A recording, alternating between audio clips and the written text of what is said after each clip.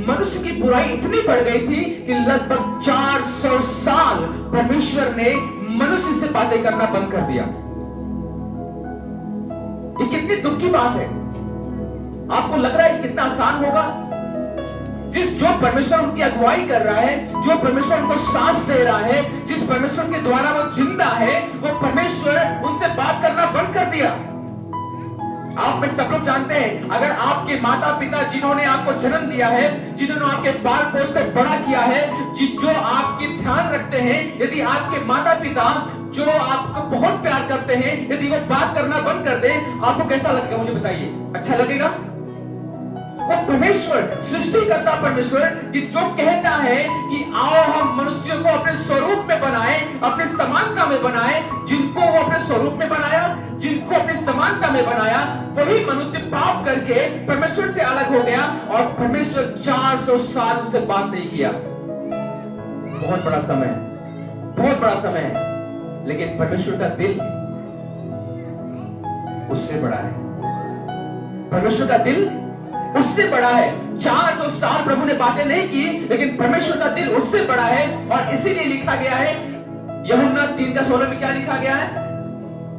याद होना चाहिए, परमेश्वर ने जगत से ऐसा प्रेम रखा।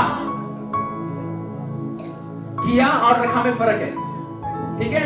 परमेश्वर ने जगत से ऐसा प्रेम रखा कि उसने अपना एक लौता पुत्र, किसके लिए? नहीं, जो ईसाई लोग हैं उसके लिए, या फिर किसी एक खास जाति के लिए, या फिर केवल जो मसीह की आज्ञा मानते हैं उनके लिए। लिखा गया है पूरे विश्व जगत के लिए उसने अपना इकलौता पुत्र दे दिया। और लिखा गया कि वो रखा है। किया और रखा में पता क्या फर्क है? जैसे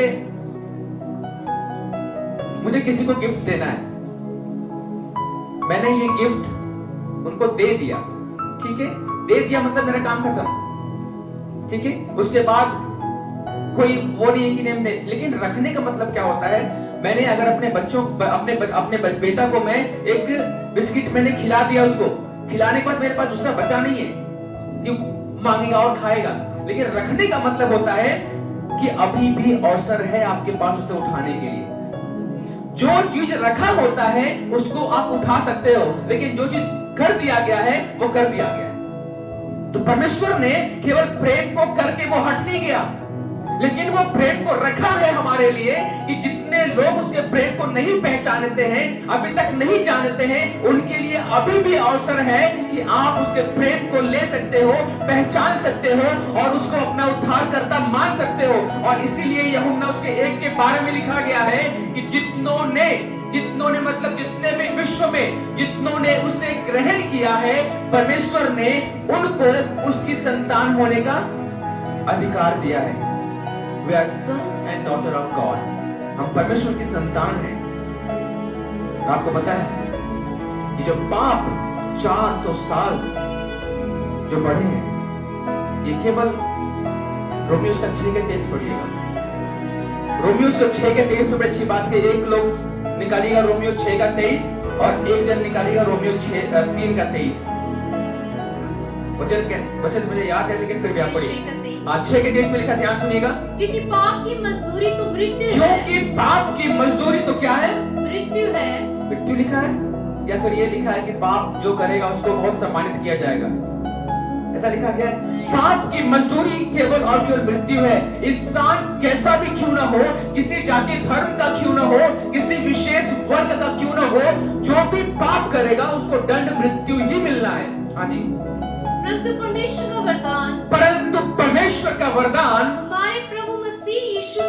हमारे प्रभु यीशु मसीह में अनंत जीवन है। जो आज बड़ा दिन हम मनाते हैं, बड़ा क्रिसमस मनाते हैं, वो परमेश्वर का वरदान है, जो परमेश्वर ने अपने इकलौते पुत्र को गिफ्ट के रूप में हमें दिया है, ताकि हम पाप से क्या हो जाएं?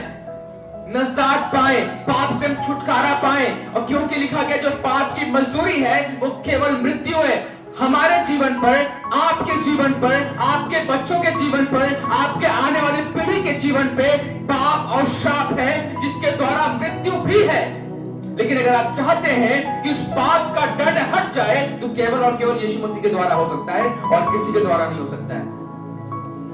और इसीलिए ये केवल बाइबल में नहीं लेकिन हिंदू धर्म शास्त्र में भी ये बातें लिखी गई हैं जो पाप के बारे में सिखाता है, जो पाप के बारे में प्रार्थना करने को बताता है। जब आप पढ़ते हैं वैष्णव ब्राह्मण मंत्र आप पढ़ते हैं, बहुत अच्छी बात लिखी गई जो प्रार्थना सिखाई गई है, जो हमारे पंडित ऋषि मुनि और लोग थे। लिखा गया है कि पापम पापात्मा पाप कर्मा पाप संभवम त्राहि माम पुनरुत्थाम सर्व पाप हरिहरे, अर्थात हे परमेश्वर मैं पापी हूँ, मैंने पाप में जन्म लिया है और आगे भी पाप करता रहूंगा, मुझे पाप से बचाए रखना।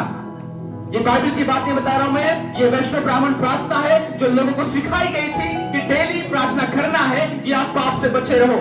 लेकिन पाप से बचाएगा कौन? हमने पाप में जन्म लिया है, कौन पाप से बचाएगा? बाइबल कहती है यूहन्ना उसका 14:6 में लिखा गया है कि मार्ग सत्य और जीवन केवल और केवल यीशु मसीह है। Hallelujah hallelujah. जब मार्ग नहीं दिखता है तो यीशु मसीह आपका मार्ग है और सत्य केवल यीशु मसीह है। और वचन में यह भी लिखा गया है कि जो सत्य को जानेगा सत्य उसको आजाद करेगा। सत्य कोई वस्तु नहीं है, सत्य कोई समान नहीं है। सत्य अपने आप में एक व्यक्तित्व है जो प्रभु यीशु मसीह है। सत्य अपने आप में एक व्यक्तित्व है, एक व्यक्ति है।